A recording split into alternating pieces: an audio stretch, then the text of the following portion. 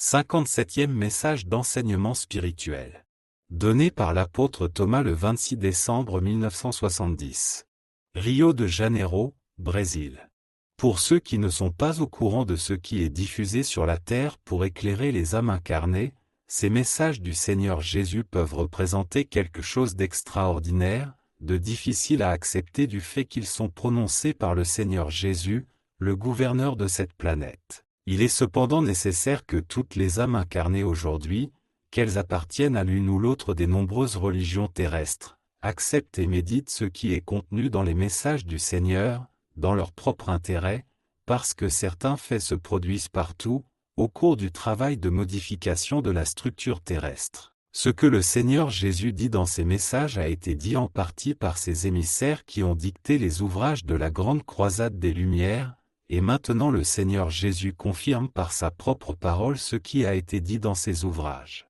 Le Seigneur sait que beaucoup d'âmes sont encore sur terre, vivant leur vie dans l'insouciance, jouissant d'autant d'illusions que la vie leur offre, entièrement désintéressées de la vie spirituelle, et qu'elles pourraient être surprises d'un moment à l'autre par un départ inattendu de la terre. Si et quand cela se produira, ces âmes regretteront beaucoup de ne pas avoir prêté plus d'attention aux conseils d'en haut. Avec leur libre arbitre, les âmes qui auront préféré vivre les illusions de la vie matérielle se retrouveront dans une situation peu flatteuse sur le plan spirituel, parce qu'elles n'auront rien fait pour leur illumination.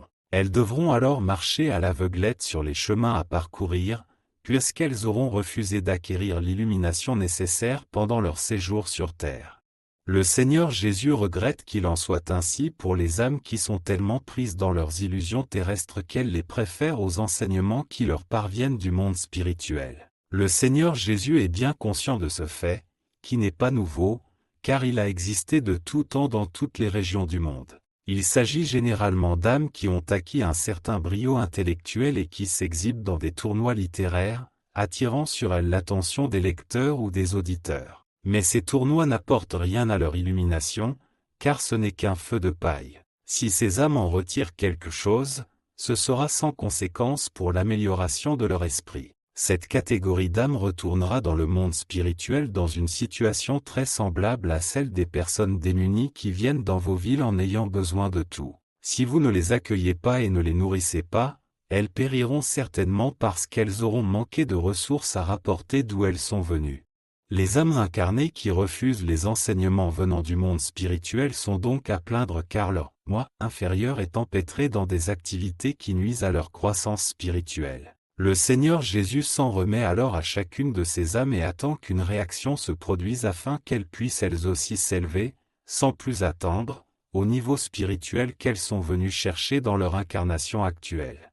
Le Seigneur Jésus parlera ensuite d'un autre sujet qui intéresse au plus haut point les âmes vivant sur la terre, à savoir la nécessité pour toutes de prendre conscience que la planète sur laquelle elles vivent a une vie durable, alors que la vie humaine ne dure pas plus de 8 ou 9 décennies, et que beaucoup d'âmes s'en vont avant. Si tel est le cas, et donc si les âmes commencent pratiquement à vivre à l'âge de 20 ans, lorsqu'elles peuvent commencer le programme qu'elles ont apporté du monde spirituel, tout porte à croire qu'elles devraient essayer de rester en contact permanent avec la divinité afin de recevoir l'inspiration et l'aide dont elles ont besoin dans la vie. La divinité reconnaît la nécessité pour toutes les âmes de s'adonner à certains amusements comme exercice pour le corps. Ceci, bien sûr, à des moments appropriés qui ne les empêchent pas d'étudier et de travailler. Cependant, dans la vie de chaque homme et de chaque femme, il y a un devoir à remplir pour leur bonheur sur terre, c'est la connexion permanente avec la divinité par la prière et la méditation au moment du coucher. C'est dans les moments de prière et de méditation que la divinité cherche à entrer en contact avec les âmes incarnées afin de leur insuffler des idées et une protection pour leurs activités. Vous direz peut-être que vous connaissez des personnes qui ne prient pas et ne méditent pas tous les jours, et qui pourtant vivent heureuses et calmes, ne manquant de rien. Oui, c'est vrai, cher lecteur. Ces personnes atteindront un certain point sur leur chemin qui les obligera à s'arrêter et à méditer sur leur passé. Elles rencontreront des obstacles d'une telle ampleur que, pour les surmonter, elles seront amenées à s'agenouiller et à s'adresser à la divinité pour poursuivre leur chemin. Cela arrive inévitablement à toutes les créatures qui n'ont pas pris l'habitude de prier quotidiennement, mais le jour viendra où elles seront disposées à le faire. La loi spirituelle prévoit tous ces événements qui se produiront tôt ou tard dans la vie de toutes les âmes incarnées. Les observations du monde spirituel ont identifié des millions de cas dans ces conditions, et dans tous les cas, non seulement les besoins de chaque âme ont été satisfaits, mais ils ont été parfaitement gérés depuis lors.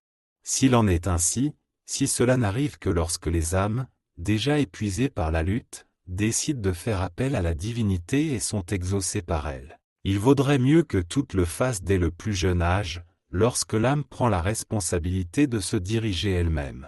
Les protecteurs spirituels ne se lassent pas d'inciter leurs protégés à suivre la voie large et sûre de la prière et de la méditation, grâce à laquelle ils pourront non seulement prolonger considérablement leurs années de vie terrestre, mais aussi les vivre dans le calme et la paix, en parfaite harmonie avec les forces supérieures du monde spirituel. Vivre sur terre est facile et tout le monde vit sa vie terrestre. Mais vivre avec sagesse, c'est ce que beaucoup de gens ne savent pas, parce qu'ils ne l'ont pas appris ou que leur religion ne le leur a pas enseigné. Le Seigneur Jésus est ici, avec ce nouvel ordre, pour enseigner aux hommes et aux femmes comment remplir correctement les promesses faites en haut lorsqu'ils ont reçu la permission de descendre sur terre. Ce chemin consiste en très peu de choses pour chaque âme incarnée, seulement leur connexion constante avec la divinité, de laquelle ils recevront des idées, de l'inspiration et de l'aide dans leurs besoins. La créature qui s'est habituée à la prière et à la méditation quotidienne devient naturellement une créature paisible et heureuse,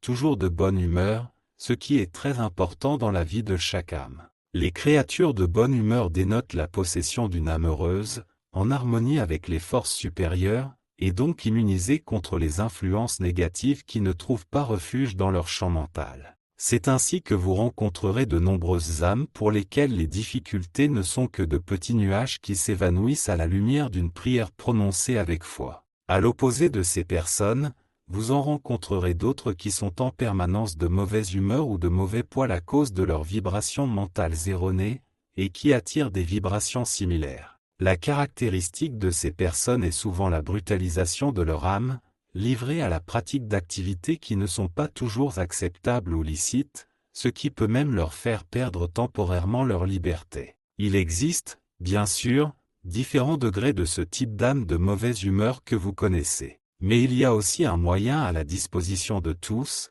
par lequel elles peuvent se transformer d'âmes de mauvaise humeur, préoccupées par des situations pénibles ou difficiles, en âmes calmes, de bonne humeur et heureuses la prière à la divinité. Ce moyen est à la disposition de toutes les âmes incarnées, et elles l'ont toutes appris lorsqu'elles sont descendues sur terre. Ce moyen est si important, si puissant, qu'il n'est pas exagéré de dire qu'il peut transformer le caractère même des personnes.